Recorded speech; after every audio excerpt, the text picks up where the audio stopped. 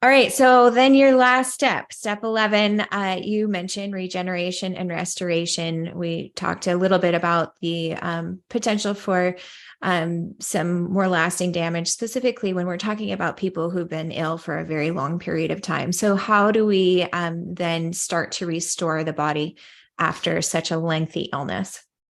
I think the best analogy that I've heard here is from Dr. David Jernigan, which was if we think of some of these microbes as termites and we ultimately address the termites, depending on how long the termites have been there, there may be some structural damage, some structural integrity that we need to then support. This is the Auto Community Podcast.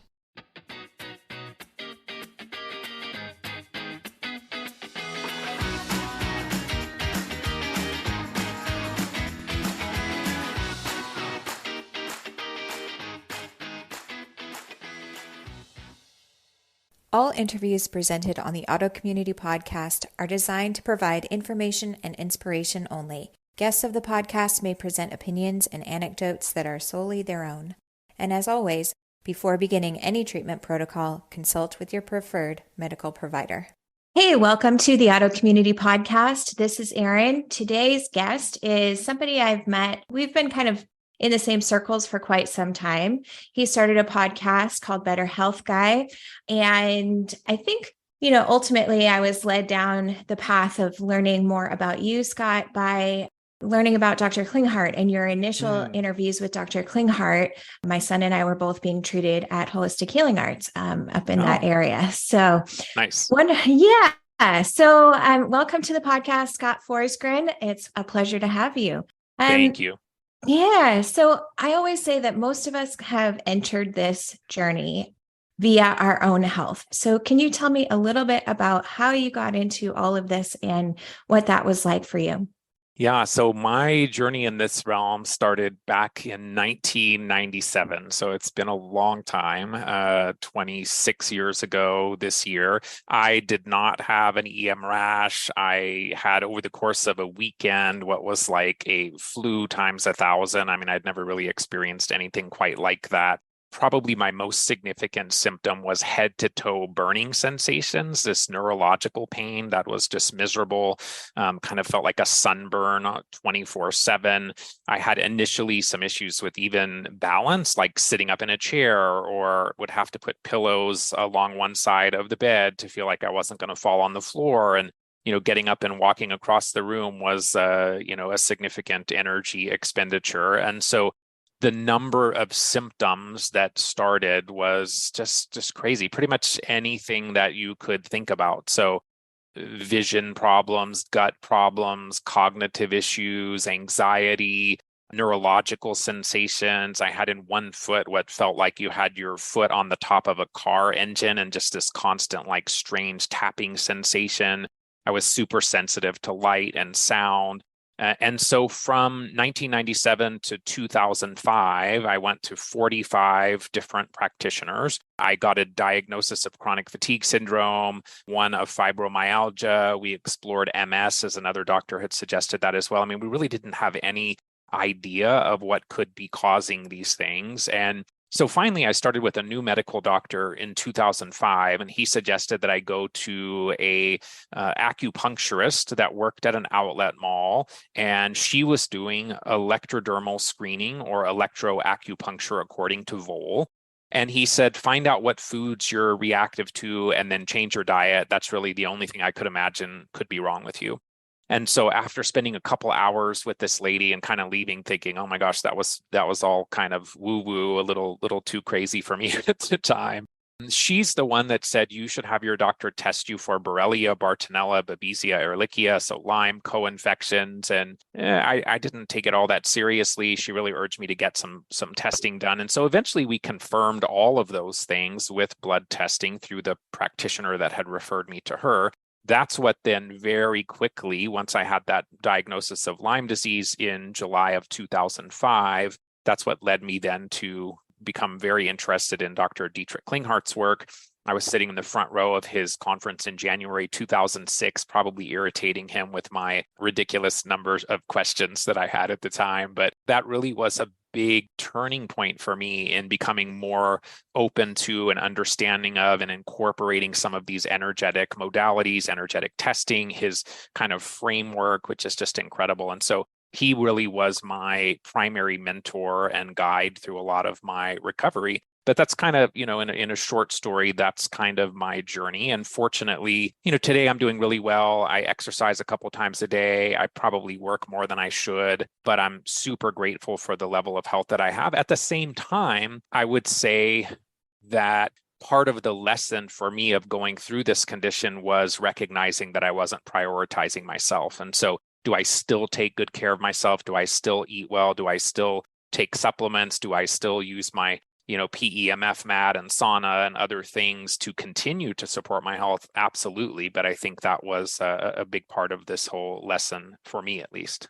Yeah. So if you had it to do all over again, what might you do differently? I don't know that I would do a lot differently. I think everything I did got me to where I am now. I do think that the pace at which I probably could go through the recovery would be a little bit faster now, just having the benefit of the knowledge and the mentors and the tools and, all of those things. It probably wouldn't take me as long to find those components of what was really kind of driving my illness, which was Lyme, co-infections, mold, all of those things. And when I first got diagnosed, the only real options were antibiotics when we're talking about Lyme and co-infections. So, I did antibiotics for 3 years.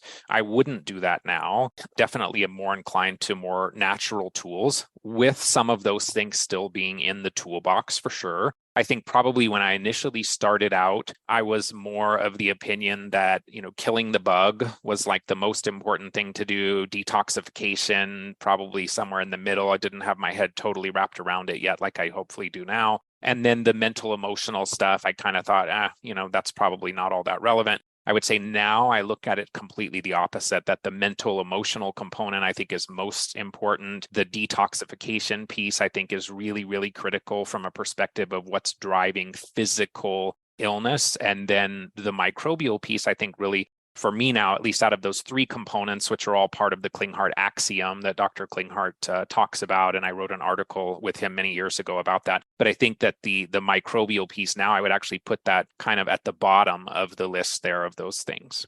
Yeah, I really appreciate you saying that, because I'm seeing the same thing with many of my patients. So a lot of my patients are pandas, but many of them also have a Lyme component. And, ultimately, I feel like getting the emunctories moving, getting the bowels open, doing the things that manually might help with detoxification, like, getting them sweating and those kinds of things are hugely important and often are the obstacle to getting these kids well. So yeah, I really appreciate that. So you have set up an 11-step protocol, if you will. And so what would be the first step in that protocol?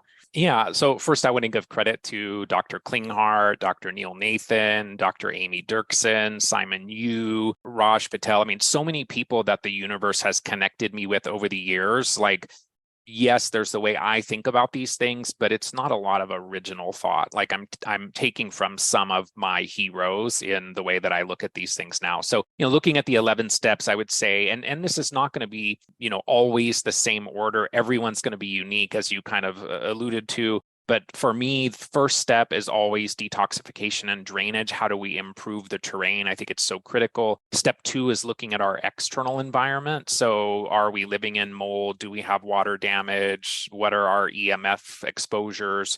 Step 3 is optimizing sleep. Step 4 is the mental emotional component that we talked about, traumas, conflicts, those types of things. Step 5 is the limbic system and the parasympathetic nervous system. So how do we support or calm the system? And then step 6 is looking at how do we modulate the immune system and the inflammatory response? So that could be the mast cell activation component, reducing inflammation, and then very, very critical, I think now more than ever, is modulating the immune system. It's not always about the bug. It's a lot of times our host response to the bug that's critical and what we really want to try and build more tolerance or create more integration. Step 7 is foundational components of hydration, nutrition, looking at our microbiome. Step 8 is a couple of different components that I think sometimes we don't think a lot about. Adrenals, I do think we give some thought to, and I think that's important. But mitochondria, I would say in the last few years, has probably been one of the real emerging topics that we're starting to really understand more the importance of supporting the mitochondria. And then also in this realm, again, thanks to Dr. Klinghardt, the whole concept of cryptopyruria can be important. And then I think probably the biggest overlooked component of these conditions is hypercoagulation. So if we have hyperviscous or thick blood, that's certainly not going to be supportive of healing. So looking into those. Step 9 is finally the microbial piece, and we can talk more about that when we get to step 9. Step 10 is the dental contributions. So whether that's root canals or cavitations or other things that are contributing to systemic burden of microbes or affecting the meridians, for example, that thus affects the organ systems. And then step 11 is regeneration, restoration, and repair. So after we've had these organisms and all of these issues for many years, sometimes many decades, there is potentially some damage. And so what can we then do to support the body in restoration? Right. So I think that's a really comprehensive approach. I want to kind of dive deep into each of one of those. So taking it back to step 1, detox and drainage. So what is so critical about doing this, and why is it something that you like to do first? Yeah, so I love that it sounds like we're on the same page about the importance of detox and drainage. I think the environmental toxicant exposure that we have is a significant driver of these conditions. If we didn't live in such a toxic world, I don't think we would see a lot of the conditions that we're seeing now. So from my perspective, improving our internal terrain is the road back to health. We can also think about the potential of some of the microbes like Candida or Candida and parasites, that those might actually be present in the body in response to or as a protective mechanism for some of the environmental toxicants. So again, I think of this detox and drainage piece also as kind of an indirect antimicrobial strategy. How do we create an environment that's not really supportive of or leading to a need for some of these organisms to exist in the body? Thinking about air, water, food, reducing as much of the incoming burden of toxins. I think probably early on, that's one of the pieces that I didn't give enough thought to. If we don't bring something into the body, then we don't have to detoxify it. And so it sounds simple, but I think reviewing our personal care products and household cleaning products and, what are we putting on our floors and all of those kinds of things is really important. And so detoxification for me is really about binders and minimizing enterohepatic recirculation of toxins. So once these toxins get from the liver into the bile, into the gallbladder, dumped into the small intestine, we don't want them to be reabsorbed through enterohepatic recirculation in the colon. And so that's why we would use binders to help bind to those toxins, toxicants, and excrete or increase or maximize the excretion in the stool. And then drainage, I would say that's equally important, and also maybe even an area that more people miss than the binder component, which is how do we support our body's innate ability to excrete? So the emunctories, the channels of elimination, the liver, gallbladder, the kidneys, lymphatic system, the extracellular matrix is a big teaching of Dr. Klinghardt, and not one that's commonly discussed, but is also really critical. So optimizing the exit routes, getting people pooping, constipation is certainly not aligned with healing or moving forward. And then, thinking there's a lot of different tools out there, and I won't go into, specific products in great detail, but I think for some people, starting off initially with single ingredient tools can be helpful, particularly if they're really sensitive and reactive. So maybe zeolite or bentonite clay or chlorella or something along that line. And then moving into some of the combination tools later. Cellcore has some great tools. BioPure has a number of tools as well. So there's a lot of things in this realm that can be great from the binder perspective. And then from the drainage perspective, I'm thinking about primarily homeopathic tools. So things like energetics or Picana or DesBio, and using those tools to help open the channels of elimination. We can also do this with herbs. So looking at things like milk thistle or dandelion for the liver, or solidago for the kidneys, or red root for the lymphatic system. So I do tend to feel like homeopathics are better suited for the drainage support, but herbs certainly can be very profound here as well. And then thinking also about why are we storing some of or bioaccumulating some of these toxins? I think to some extent, it's due to a lack of trace minerals. So bringing some of the trace minerals in so that the body doesn't need to hold on to some of these metals and other environmental toxicants. And then I would say, probably lastly, thinking about how do we get movement? And I would say walking is significantly underrated. So, it doesn't have to be extreme, but if we're not getting some movement in our day to support the lymphatic system and fluid flows, that's not going to be moving us in the right direction. Thinking about, you mentioned some of these things, but thinking about other adjunct tools we can bring in, like maybe an ionic foot bath or coffee enemas were huge for me, or colon hydrotherapy, castor oil packs, oil pulling, liver gallbladder flushes, though those can be pretty intense. And I wouldn't suggest people do those without some medical guidance and supervision. Sauna can be great as well, but I would say early on for many people, it's probably going to be more stressful. So maybe it's something that you incorporate later in your recovery process once the adrenals are supported, once the autonomic nervous system is working better, once you're able to sweat. But certainly there is a place, particularly long-term after we're largely recovered, where sauna can be tremendous for supporting a lot of this detoxification process. Yeah, I think that's so brilliant. I use a lot of Unda numbers in my practice, and also single remedies, in a low potency, just to kind of achieve the same goals that you're talking about. So yeah, that's awesome. I love, Unda's tremendous too. 120, 243. I would say those are some nice combinations that. Yeah, definitely. Okay, so you did touch on this, but moving to step 2, you talk about the external environment, which I wholeheartedly agree. Unfortunately, traditional homeopaths would be treating classically, right? So one homeopathic remedy per person per the life. And unfortunately, although Hahnemann was a brilliant man, I think ultimately, we've gotten to the point where the tipping point is just the toxic load is just way too heavy. And so unfortunately, I don't see a lot of movement treating classically with homeopathy in these particular instances. So why is it important? What can we do to preserve our external environment? Because obviously there's a constant onslaught of toxicity. Yeah, and when I say our external environment in terms of step 2, I'm primarily thinking about our home, our workplace, our school, potentially our car. I'm not going too far beyond that into the broader world, which is also important, but that maybe is a little less controllable. So here I'm thinking a lot about mold, about EMFs. And when we say mold, a lot of times people refer to mold illness and we're thinking just about mold and mycotoxins, but there's a whole soup of things in a water damaged building that are health negating. And so I think mold illness, kind of like chronic Lyme disease, they're terms that really represent something broader than just mold or just Borrelia. I think our internal health will only ever be as good as our external environment. So mold and the soup that I just talked about, that's what I would explore first. There's no perfect way to do this testing, but I think there are some self-tests that can be helpful. So Mycometrics or Envirobiomics, they have their ERMI test. I wouldn't look at the score, but if you know how to interpret it or working with an IEP that knows how to interpret it, that can be insightful. I think the immunolytics plates, the agar plates, can also be helpful, but I wouldn't see them as a replacement for the ERMI.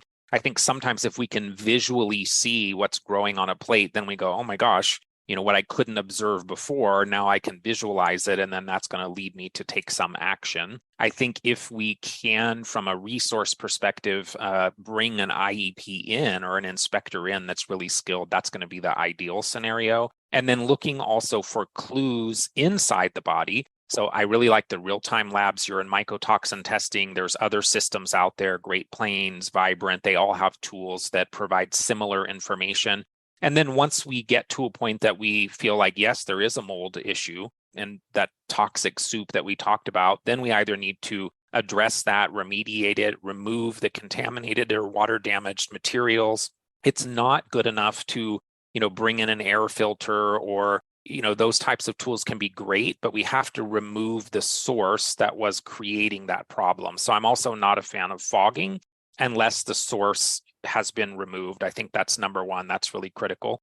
And then bringing in and, as part of this whole concept, maybe extending on the detoxification piece, what are some things we can do more specific to mold and mycotoxins? So there's some companies that have formulas that are, binders that might be more appropriate here. Cholestyramine for some people can be helpful. Well-call can be helpful.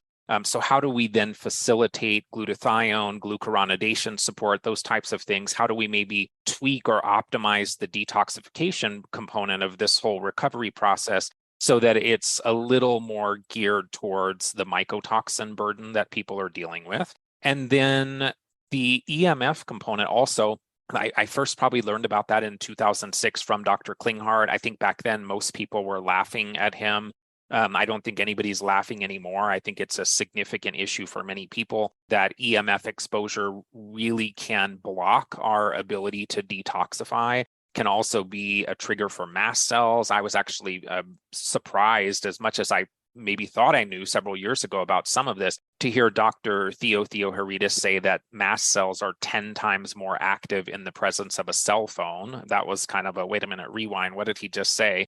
And so looking at how can we mitigate or reduce our exposures, I don't think that harmonizers are proven consistently or measurably to work in this realm. After you reduce and mitigate exposures, turn off your Wi-Fi, those types of things, then maybe if those things make you feel better, putting something on your phone or whatever, I'm not against them, but I think a lot of times we jump to harmonization and we skip the reduction step, which is really, really critical. Dr. Klinghardt has also made the connection between EMFs in our environment and mold growth and mold's production of mycotoxins. So, if we're dealing with a moldy house, for example, his first thing that he's going to suggest doing is turning off your Wi-Fi.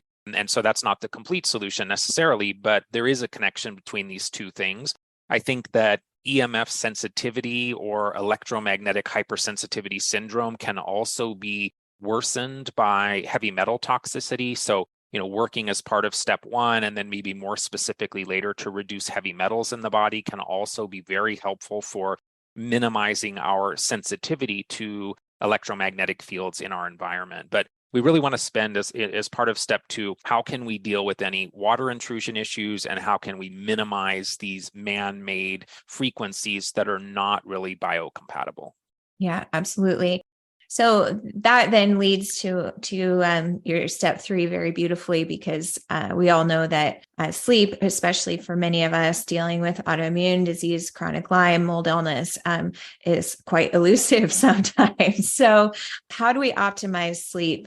Yeah, so I think there's lots of things in this realm that we can do. But the reason that sleep comes as step three is because one of the more significant components of insomnia is going to be our level of EMF exposure. So Dr. Klinghardt's always said we need to reduce our EMFs, particularly in our sleep environment, to maximize restorative sleep. There are certainly supplements and things that everyone's familiar with, melatonin, GABA, 5-HTP, those kinds of things. But I think also looking at, continuous glucose monitor, for example, to see, is your blood sugar dipping in the middle of the night so that your body then is producing cortisol to bring your blood sugar back up. And then once you have higher levels of cortisol, you're probably not going to sleep. Looking at oxygen saturation. So is there some sleep apnea that maybe needs to be explored? Sometimes that can be addressed even with a dental appliance. Weighted blankets for some people can be helpful. Inclined bed therapy is another way that's pretty simple, just to raise the head of your bed 3 to 5 or 6 inches. And that can actually also help with detoxification, the lymphatics, the glymphatics, as well as supporting sleep. And then I think there are some devices that are emerging. Brain Tap is one, the Apollo is another. So there's things that we can also do in that realm, kind of biohacking tools that can help to support better sleep, support calming of the nervous system. I do love the Aura Ring, so that if I'm introducing a new supplement or a new practice or something, I can kind of see like what's the pattern over a period of several days, and did that improve things or maybe make things worse? Another component of sleep is the whole histamine conversation, the mast cell piece. So if we have high histamine, that's potentially going to increase our sleep dysregulation. We'll talk more about that later.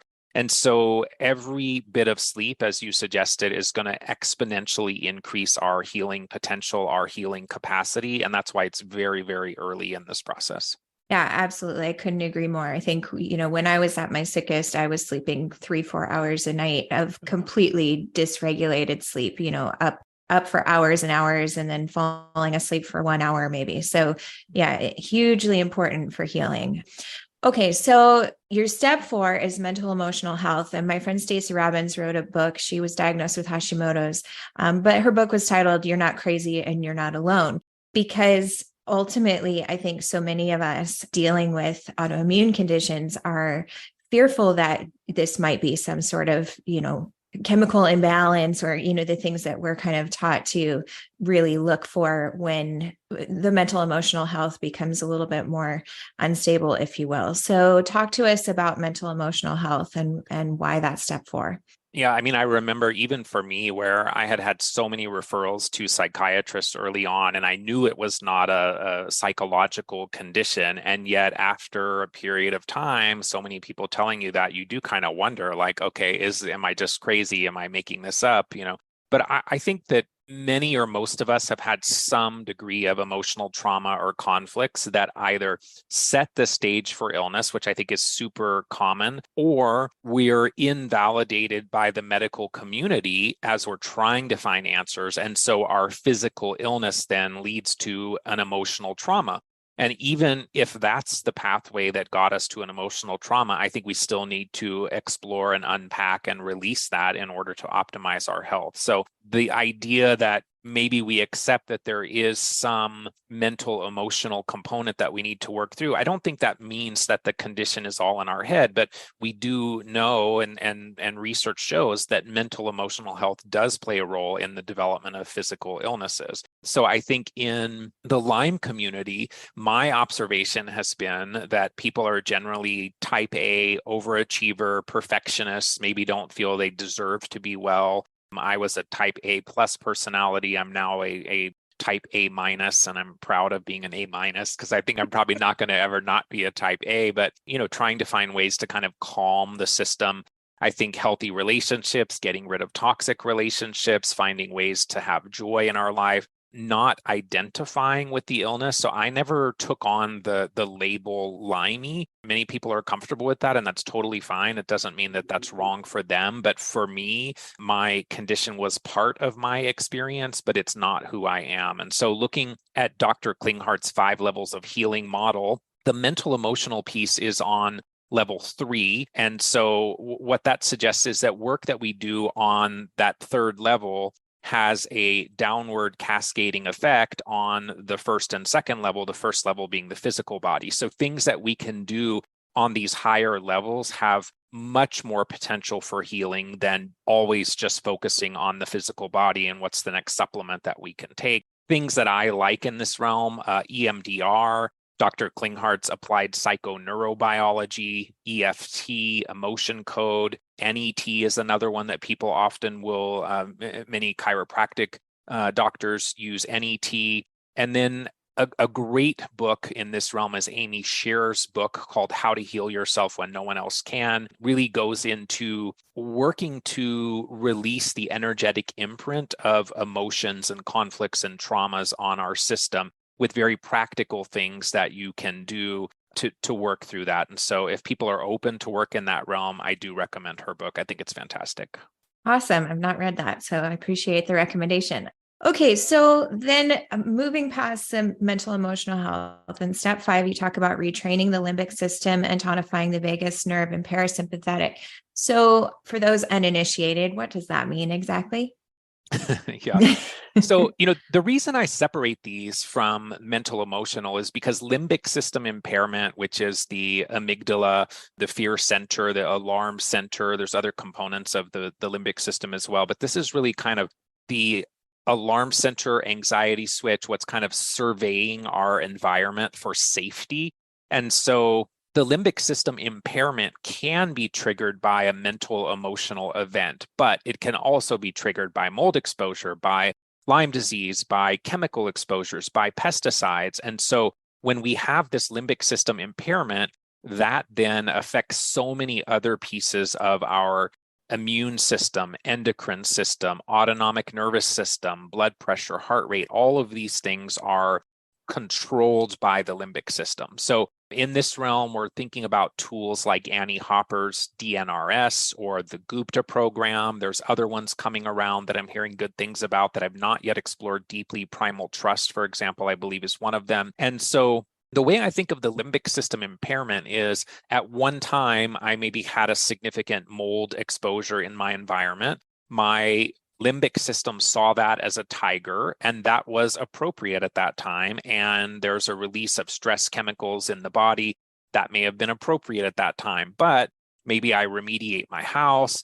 There's never going to be a mold-free environment, but we're looking for more of a mold-poor environment. And so now we're thinking of that mold as like the kitten walking outside the window, purring, down the street. But when the limbic system sees the kitten, it says, oh my God, the tiger's here. And it has the same type of response that it did when there was an actual tiger. So we're thinking about trying to find ways to recalibrate the limbic system's perception of threat to the actual level of threat. And so that's a really, really key thing. People that commit to doing this work are some of the people that I've seen have the most significant progress in their recovery. I think it's a critical step for many of us. And so, working in that realm, if you're not able to do more of what one of my colleagues refers to as driver's seat limbic system work, where you're really engaged and you're doing the DNRS practice or Gupta practice, those types of things. There are ways to do passenger seat limbic system work, which are things like brain tap or frequency specific microcurrent or heart math or those types of things. And then at the same time in this realm, how do we work with the vagus nerve? Because ideally we're working with the limbic system and the vagus nerve simultaneously to get the best possible outcome. So again, vagus nerve could be things like frequency-specific microcurrent. There are vagal nerve stimulators. I wouldn't say that I see people using those as much as some of the other tools. There's the Stanley Rosenberg exercises in the back of his book, Accessing the Healing Power of the Vagus Nerve. Those can be, very, very simple to implement and have some profound vagal calming and autonomic nervous system calming type strategies. And so we just have to remember that we cannot heal in a fight, flight, or freeze mode, that in order to rest, digest, detoxify, and heal, we have to support that vagus nerve, support the parasympathetic response, shift out of a sympathetic dominant response. And so that's the work that we're talking about here in step 5. So just a quick clarification, because a lot of my patients are pediatrics. And so obviously they're not going to be doing DNRS or anything like that. They would be more in the passenger side, as you mentioned. So would something like primitive reflex retraining be something that you would utilize in that step? Possibly. I don't know a lot about it, but I have heard some good things from people recently about that. I don't know how specifically that is tied to the limbic system or the vagus nerve. It may be an appropriate tool here. I think sometimes too with kids, if we can implement some of these tools like, DNRS or Gupta or whatnot in the parents, that the work that we can do with the parents also then kind of heals the family unit. So, I know Dr. Nathan's talked about using DNRS. Officially, they say, I think 18 years and older. I know he's used it in younger than 18-year-old patients, but you're right. I mean, it's probably not the ideal tool for pediatrics. So maybe then frequency specific microcurrent, brain tap, or maybe some of the other tools like you're suggesting as well. Right. Awesome. Okay. So then we got to your step 6, which is stabilizing mast cells, reducing inflammation, and modulating the immune system. So why now? Why would you introduce that in step 6? Right. So this being the auto community podcast and focused on autoimmunity, I think most of us think of autoimmunity as either a response to an infection or a response to a toxicant. And so from my perspective, getting well is not about killing a bug. The bug is not what makes the disease. It is the host response to the bug. And so what can we do to calm the immune system, to calm the inflammation, to create more tolerance? I think a lot of the inflammation is being driven by mast cell activation syndrome, by histamine, those being triggered by mold exposure, by parasites, by electromagnetic fields, environmental toxicants. I mean, so many things can trigger the mast cells. The EMF piece, I think, is probably under-recognized as a trigger for mast cell activation. So ideally, we want to think about what can we do to remove high histamine foods from our diet potentially, or at least doing a trial of a low histamine diet. We have to be a little cautious because we don't want to be so restrictive with the diet that then that itself creates other problems. But if we look at things that people used to do that we thought were healthy, like kombucha and avocados and bone broth and fermented foods, maybe even collagen, those things can be bad for someone that has issues with histamine. So we'd look at dietarily, what's the incoming histamine, and then bringing in mast cell stabilizers, maybe things like quercetin or luteolin or holy basil. There's a lot of great combination products. Dr. Theo created one called Neuroprotect that I love. Dr. Ben Lynch has Seeking Health's Probiotic Histamine X, which is great. Dr. Chris Shade has the Hista Aid from Quicksilver, Ketotifen or Chromalin or DAO. I mean, a lot of these things can be really, really helpful in this realm. And a lot of times, if we can reduce the dietary histamine and start incorporating some of these other tools, we will see a significant reduction in symptoms. So that mast cell piece, very important to look at. I'd say the vast majority of people that I'm communicating with that are in the kind of Lyme and mold arena, there is some degree of mast cell activation in the vast majority. Then looking at what can we do to calm inflammation in the body. So maybe using something like pro-resolving mediators like SPM Active. There's other companies now that have some of those SPMs or resolvins that can be great for helping to kind of resolve some of that inflammation. And then the immune modulation piece, really critical. So low dose naltrexone, I think, has become very, very relevant, particularly in the pandemic era where there's lots of immune dysregulation. Low dose immunotherapy from Ty Vincent's work can be great. So that's kind of getting the immune system to become more tolerant or to more correctly respond to different microbes that we may have in our system. Homeopathy, I think, with some of the various nosodes and things can be helpful for dealing with some of the microbes, but also supporting the immune system.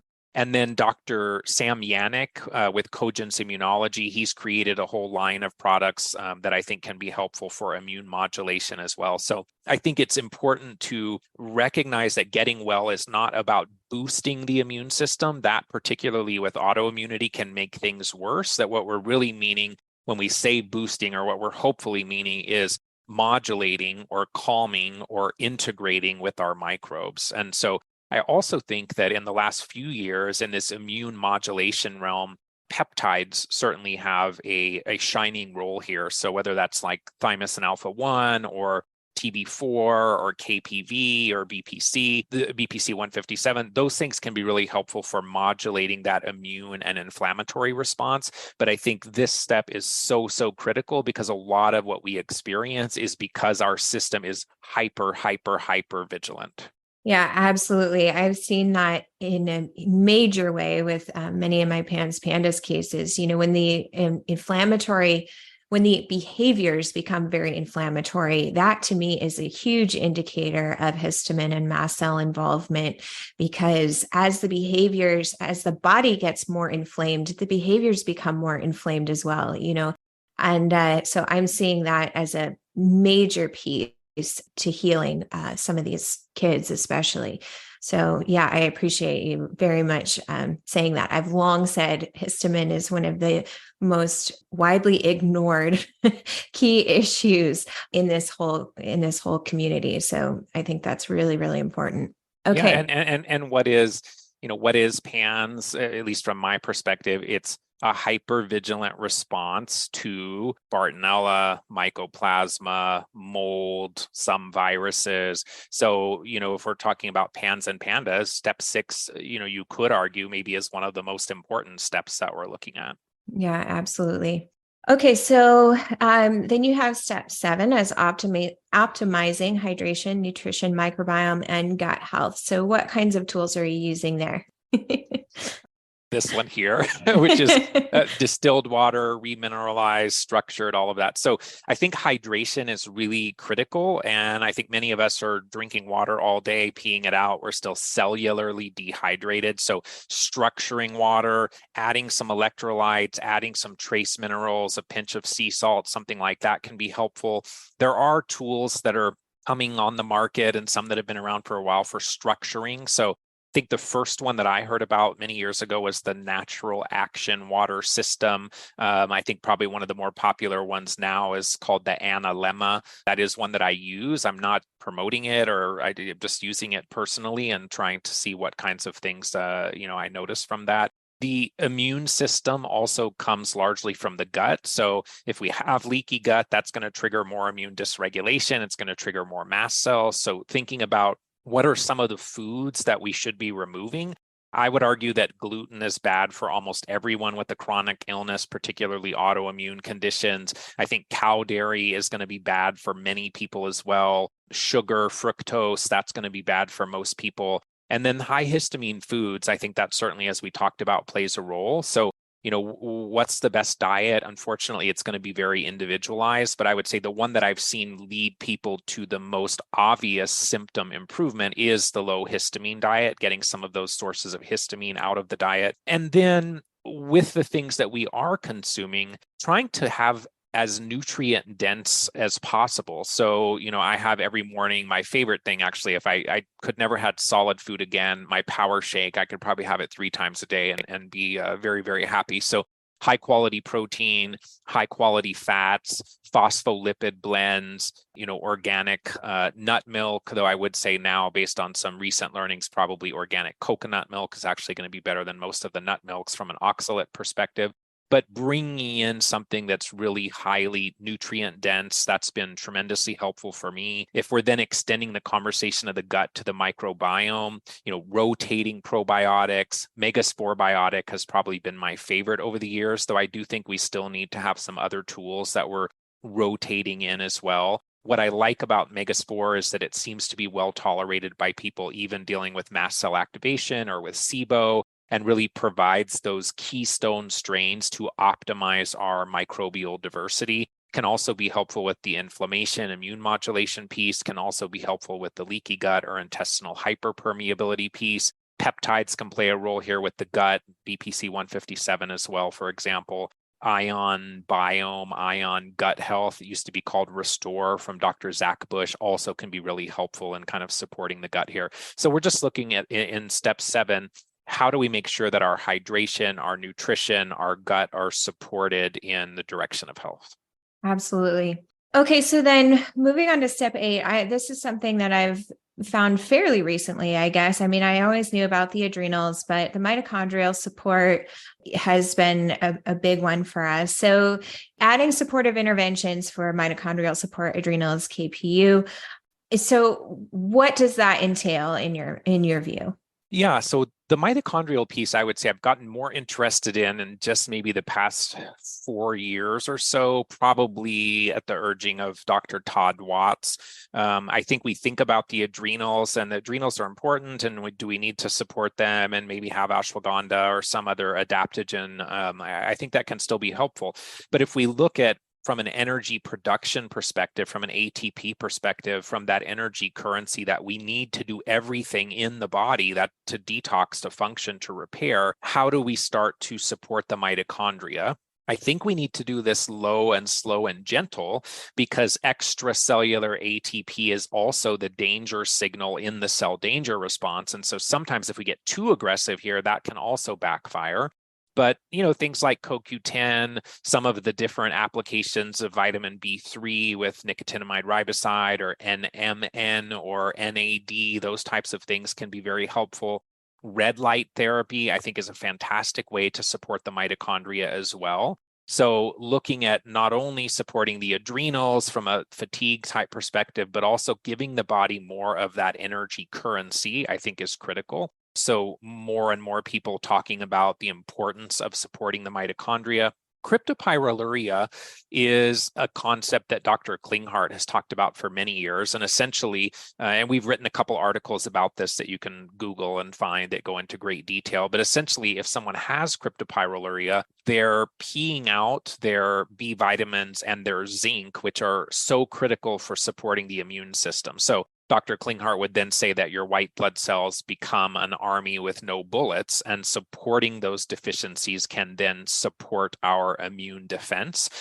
So that's something that I probably have supported now for at least 15 years or so, maybe even longer.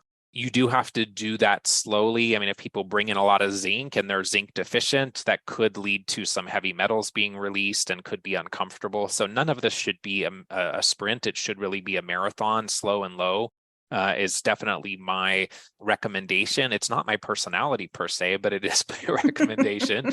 The other piece here that I think is often overlooked, and maybe because of the complexities of it, is the hypercoagulation piece. So if our blood is thick, which is common with chronic infections, with babesia, with mold exposure, with heavy metals, certainly incredibly common in the COVID era to see hypercoagulated blood clots, those types of things. So tools like lumbrokinase or Baluch, nattokinase, serrapeptase, those are probably some of the more popular tools. It is something that I think people should test for and monitor and do it right. For me, because I tend to have a propensity to hypercoagulation, it's something that I always include in kind of like my annual blood test to see if I'm, getting enough support or maybe getting some exposure or something triggering coagulation that I hadn't given recent thought to. But I would urge people to talk with their practitioners about the potential for hypercoagulation, because if we're hypercoagulated, we're not getting nutrient delivery efficiently, and we're also not getting waste or toxin removal also efficiently. And so it's really critical that our blood is not too thick if we want to support our healing process. So would you recommend things like a UVBI treatments for something like that? Or what would you recommend to address specifically the hypercoagulation? Yeah. UVBI wouldn't have been what came to mind first for me, though it could be helpful. So I think number one, it's what is the trigger? I think this is very similar to the mast cell conversation. So yes, you do some things to support the mast cells, to support coagulation while you're at the same time treating or addressing the triggers. So for me with coagulation, mold exposure is a big trigger. Chronic infections like babesia are big triggers, heavy metals, COVID, lots of things that can be triggers. So we should ideally be supporting the body, addressing those, treating those, while we're also then using primarily enzymes to help deal with that hypercoagulation. So again, Baluch, nattokinase, serrapeptase. I also personally feel like pulsed electromagnetic field therapy is tremendously helpful in this whole concept of circulation in general. That is something that I tend to try to do at least 3 times a week. So working on some of those things to support the thicker blood. Now, there are pharmaceutical tools if it's significant, heparin, Lovenox, there's newer ones as well.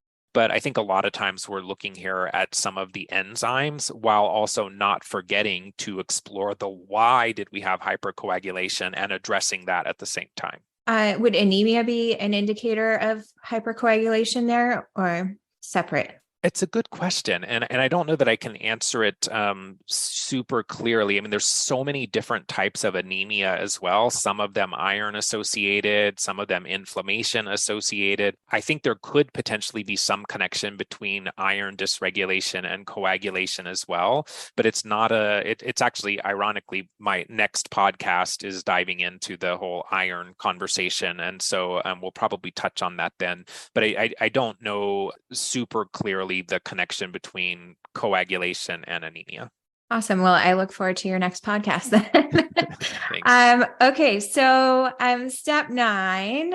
Okay. So this is a huge conversation that we have in the pandas world specifically, because so many people are advised to treat their children with antibiotics to get rid of the strep. And the focus is constantly get rid of the strep, get rid of the strep. And that's the primary tool. So Now you're introducing getting rid of the microbial overgrowths. So I think we've touched on it a little bit, but maybe explain why then we start to work on microbial issues in step 9. Yeah, so for me, most people are like, why is that so late in the process? But I'm very clear, at least in my mind, and maybe I'll change over time, but I think I'm pretty clear that killing bugs is not the way to restore health. So all of those things we talked about first, particularly in this realm, the immune modulation, the LDI, those types of things can be tremendously helpful. And then, yes, we need to address microbial overgrowths. It doesn't mean step 9 is a year or two later. I mean, a lot of these things can be put in place fairly quickly. But I think that we probably aren't ever fully eradicating the vast majority of these bugs that we're talking about. So if we're looking at Borrelia or Bartonella or Babesia, probably not going to ever fully get rid of them. If we're looking at many of the viruses, Epstein-Barr virus, herpes zoster, probably not going to fully get rid of them. Depending on the situation with the strep, I mean, some strep is not necessarily pathogenic, and so it's about balance and modulation. When we get into this realm, there's different practitioners that suggest different orders here. My kind of thought process is somewhat based on Dr. Klinghardt, but it may be a little different in that I tend to like to start with support for viral and retroviral issues. And part of why I like to start there is because I think those are creating a lot of symptoms for people. And I also think that for the most part, those interventions are better tolerated than once we start treating Bartonella and Babesia and those types of things. So viral, retroviral support, then thinking about parasites and gut while also still supporting viral and retrovirals. I think that's a long part of this process for many people. So then parasites and gut, then the fungus, the yeast, the molds, then maybe getting into Lyme and co-infections, and then potentially biofilm support. I don't think everybody needs to do biofilm support, but some people obviously do. And so, we could get in briefly to a couple, the reactivation of these viruses, the EBV, the herpes zoster. I think those are very significant. I think we often overlook them. Many times people will run labs for EBV, the IgGs will be off the chart, and the practitioner will say, well, that's just past memory, doesn't mean it's an issue now. For the most part, depending on how high above the reference range, I would disagree and say that the viral piece often does need support. The endogenous retroviruses also, which are made worse because of the EMFs in our environment. So once these things are reactivated, what do we do then? I mean, certainly you can use single ingredient tools like sulforaphane or pantethine, selenium, lysine, andrographis. There's lots of good things here. But I'm a big fan of some of Dr. Klinghardt's formulations, like the EN-V product from BioPure. Cystis tea can be very helpful, or Cystis tincture can be very helpful. Beyond Balance is a company that has a lot of tools in this realm, and particularly in the work that you're doing with kids. They're glycerin-based, and so a little easier to get into kids. And then I also like here to use some natural herbal type tools, but also, again, bringing in some of the power of homeopathy. So, energetics, for example, with their Viru cord or HZ cord can be fantastic. The parasite piece, I think the biggest challenge with parasites is trying to identify them. It's super difficult to get a positive parasite test. And so looking at the parasites, looking at the SIBO, the SIFO, all of those GI dysbioses, I think the incorporation of energetic ways of testing, whether that's muscle testing or device testing. I really like the para-wellness research testing with Dr. Raphael D'Angelo, where he looks at stool and urine under a microscope. I find that to be tremendously helpful. And then thinking about, from a parasite perspective, we've got larger parasites or worms, nematodes, helminths, those kinds of things, but also commonly protozoa. So Giardia, Cryptosporidium, Toxoplasma, those types of things. And I'm a big fan of the Paragen product that David Jernigan created many years ago. Cellcore Biosciences or Microbe Formulas has some great tools in this realm. And also then bringing in homeopathy. So whether that's Energetics Paracord, or in the last couple of years, one that you'll probably know that's a favorite for me in this realm, Unda 39. Also a fantastic tool for dealing with some of these parasites. when we're working with parasites, they're also releasing metals and other organisms and things back into the system. So we need to make sure we still have that detox focus that we had in step one, because we don't want to then feel worse because we start killing parasites and releasing other things back into the system. I think with SIBO, I think that the intestinal overgrowth is really more the result of the problem and not the problem itself. I think the core issue is more neurological, more autonomic nervous system, more migrating motor complex, more vagus nerve. So yes, we want to incorporate some things. Biocidin can be a good tool. Megaspore we talked about. Beyond Balance has a great tool in this realm, IMNGI, that I like a lot as well. But we can't just focus on killing the bug and expect the SIBO or CFO to resolve. We have to kind of work on that more upstream. Another piece of SIBO that I didn't really mention is bile flow. So if bile is the detergent that helps keep the small intestine swept out or clean, then if we have issues with bile flow, that also is contributing to overgrowth or SIBO. Looking then at the fungal, yeast, mold type issues. People are familiar with Candida or Candida, but we can also have colonization of some of these molds like Aspergillus from water damaged buildings. And it's possible then that we might need to bring in some antifungal support. So the same company that makes the Megaspore biotic has one called Mega Myco Balance that I like. Metagenics has Candibactin AR and BR that can be great. Byron White has A Fung or FNG that can be great. And then sometimes pharmaceutical antifungals can be helpful. Itraconazole, for example, or amphotericin B and those types of tools.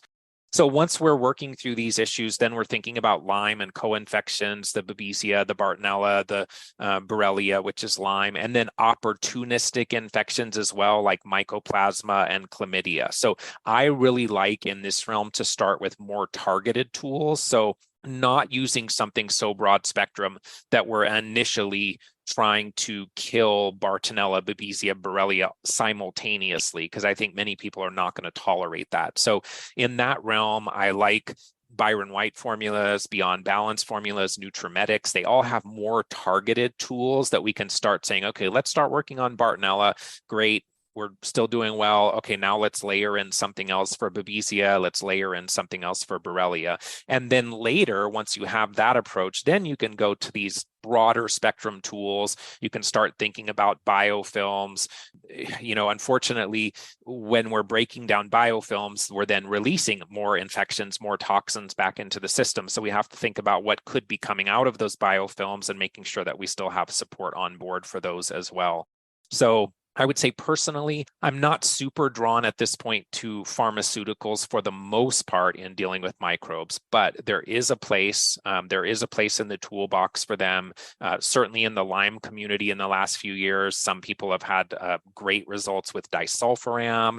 There's new protocols that are emerging from Dr. Horowitz in the dapsone realm. So, I'm not against those tools, but if we're not eradicating these organisms, then I tend to now be more drawn to natural tools first. There are going to be some people that just don't tolerate natural tools as well as pharmaceuticals, believe it or not. So, and you probably see this some in working with kids, if they're super sensitive to phenols or phenolics, then some of the herbs maybe are going to, trigger more of a reaction where maybe some antibiotics are not. So I think we have to be open to all of the possible tools.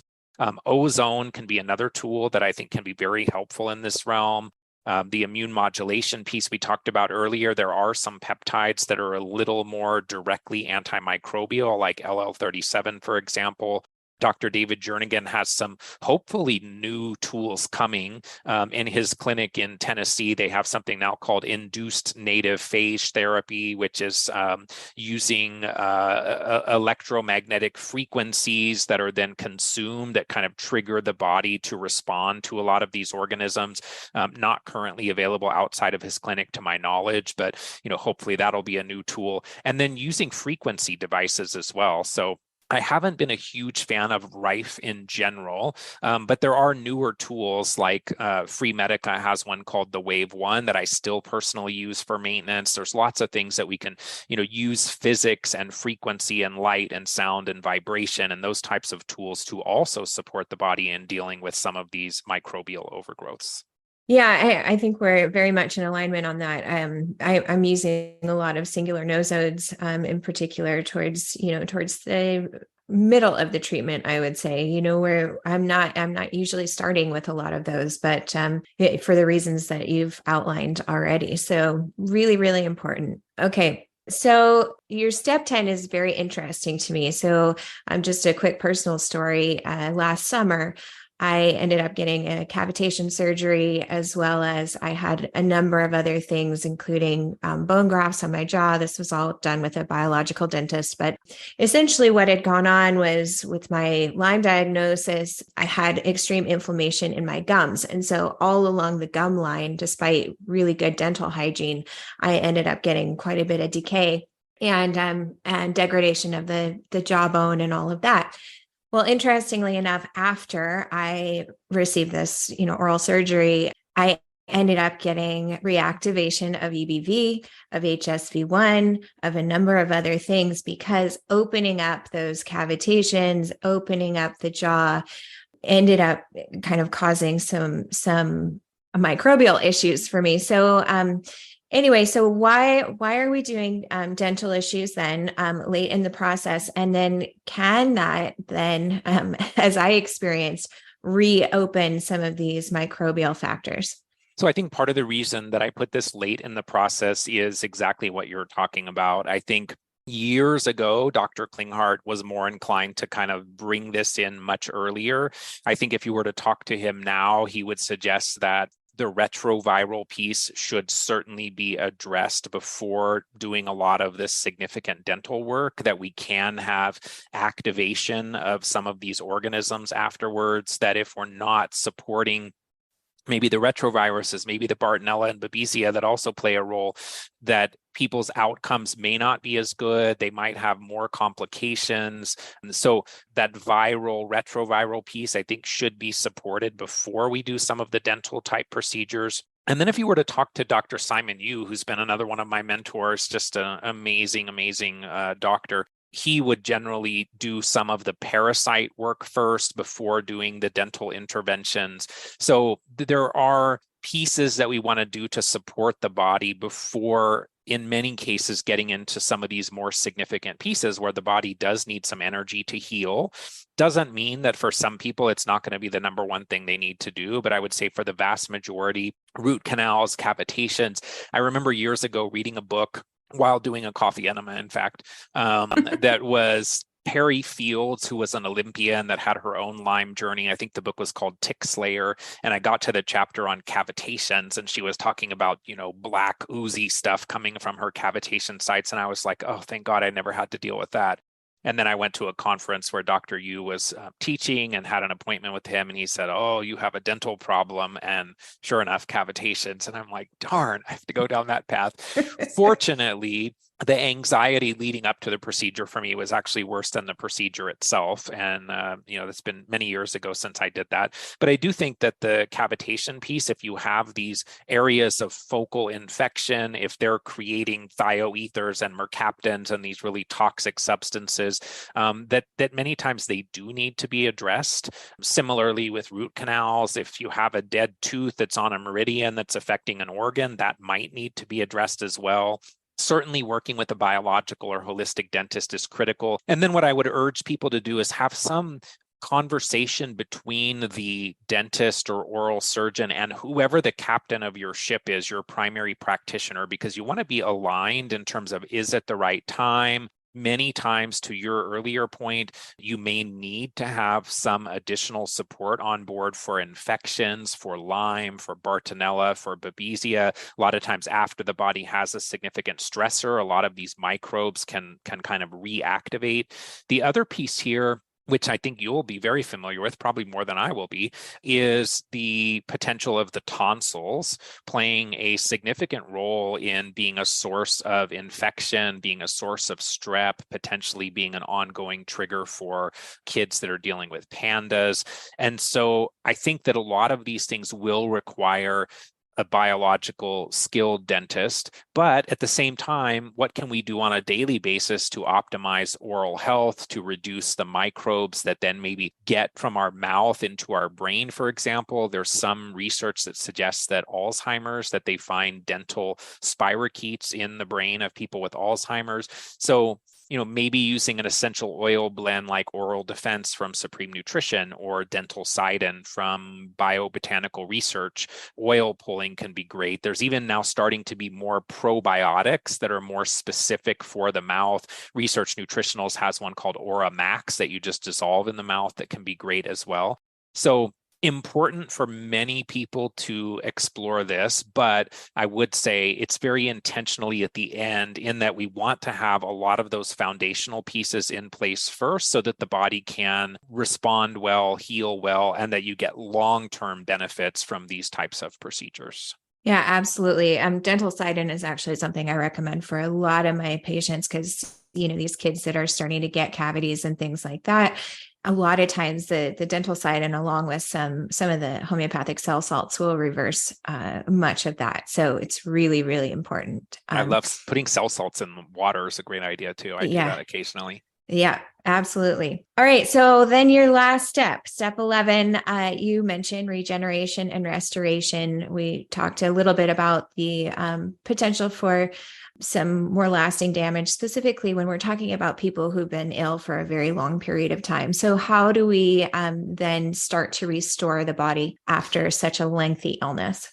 I think the best analogy that I've heard here is from Dr. David Jernigan, which was, if we think of some of these microbes as termites and we ultimately address the termites, depending on how long the termites have been there, there may be some structural damage, some structural integrity that we need to then support. So for me, I would say, a few of the tools that I would think about here. Some people, bioidentical hormone replacement therapy could be helpful. This could come earlier. This could also include maybe some thyroid support. But I would say oftentimes if people are still in a cell danger response from a threat, mold, Lyme, whatever, where the body is intelligently kind of down-regulating, becoming more hypometabolic as a protective mechanism, that sometimes if we do this too early, the results may not be as good. But I think there is a place here for bioidentical hormone replacement. Phospholipids, so phosphatidylcholine, serine, inositol, ethanolamine, all of those phospholipid blends that are repairing the cell walls can be tremendously helpful.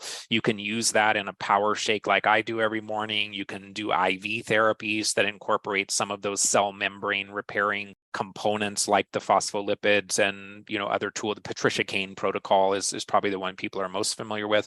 Peptides we talked about as being really significant in step 6, but I think they're also significant here in the repair, restoration, regeneration. So BPC 157, for example, these really can be helpful in repairing and restoring the body. The challenge is they're becoming a little harder to get. The FDA doesn't seem super open to many of these tools. And so I do urge people, if you're going to work in that realm, work with a practitioner. You don't want to be ordering things on the internet that you're injecting into your body where you don't know what the potential purity of those items is. Some of the photobiomodulation tools can be really helpful in supporting the mitochondria, supporting our collagen that can be impacted by these chronic infections, by Borrelia, give the body more photons, more vital force. I'm also a big fan of exercise with oxygen therapy. So something called LiveO2 or LiveO2, which is essentially exercising while you're using oxygen at very high levels and very low levels and kind of adapting back and forth between them. I think that can be really helpful in restoring the body. And then, I'm observing some of the other things that are, hopefully going to become more helpful systemically, like stem cells and exosomes and whatnot. For the most part, I've been disappointed. I did stem cells many, many years ago. I don't think it was tremendously helpful. I don't think I would do it again. I think they can be great if you have a knee issue or something that's kind of localized. But when it's more systemic, I think a lot of times if we're jumping to stem cells, we're kind of looking for that get out of jail free card. And we're not looking at our house and looking at our detox and all of those important things. And if you're then going to go do something like that, that's very expensive and come back to living in your moldy house, chances are that's not going to be tremendously supportive. So lots of things that are, emerging in this realm, but I do think that a lot of us will need to start then implementing. We're kind of out of that more disease stage of this process and into, okay, what can we now do to rebuild and restore? Absolutely. So I think we are so much in alignment, Scott. So I appreciate your approach very much. Where can people find you who are looking to learn more about you and what you do? Yeah, so my website is betterhealthguy.com, betterhealthguy.com. The podcast is there. It's on all the other listening platforms. So pretty easy to find me. There's a contact link there if anyone has questions. I would also share that I'm on the board of the Lyme Light Foundation. And so we provide treatment grants to children and young adults 25 and under for treating Lyme disease. I think we've now crossed over $8 million in direct support to people that are dealing with these conditions. And so if someone listening is in need of that support or in a position to support that work, please visit limelightfoundation.org. It's a great organization. I'm really blessed to be able to give out other people's money and see lives changed. And it's a really rewarding thing for me to do. And then I would say, lastly, it's just so important that we don't lose hope, that we don't give up. I think for so many years in my own journey with Lyme disease, it seemed like there wasn't anything changing. There wasn't any research. It was the same old tools.